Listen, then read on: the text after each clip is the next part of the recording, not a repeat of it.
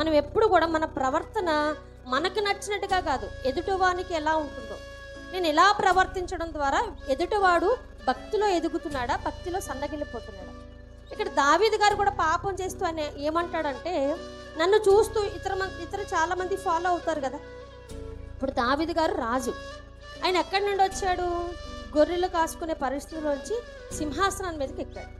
ఇప్పుడు ఆయనకి ఫ్యాన్స్ చాలా మంది ఉంటారు. ఫ్యాన్స్ అంటే ఆయన ఫాలో అయ్యేవారు.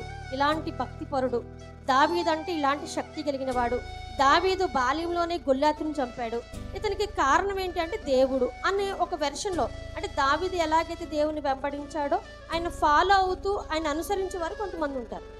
ఇప్పుడు అలాంటి వారు దావీదు పాపంలో పడిపోయాడు కదా. మరి దావీదు పాపంలో పడిపోతున్నప్పుడు వెనుకున్న వాళ్ళు కూడా ఏమనుకుంటారు, ఆ దావీదు అంతటి వాడే పడిపోయాడు కదా, నేను పడిపోతా ఏంటి అని ఆయన చూసి వెనుకున్న వాళ్ళు బలహీనలు కాకూడదట. ఇప్పుడు వెనకొచ్చే వారికి ఎవరు అభ్యంతరంగా ఉన్నారు?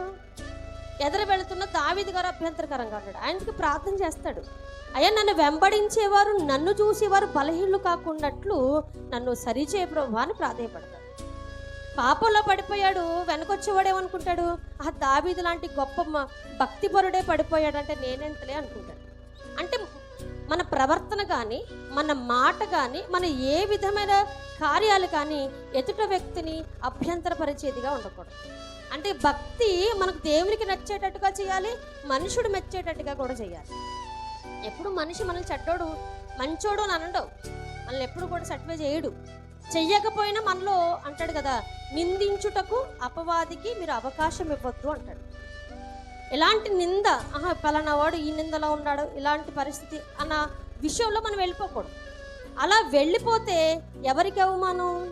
పక్క ఉన్న విశ్వాసికి అవమానం. అంటే వీళ్ళు కూడా మనల్ని చూసి ఫాలో అవుతున్నారు కదా, పలానా వాళ్ళు ఇలా చేశారంటే మనం ఎంతండి.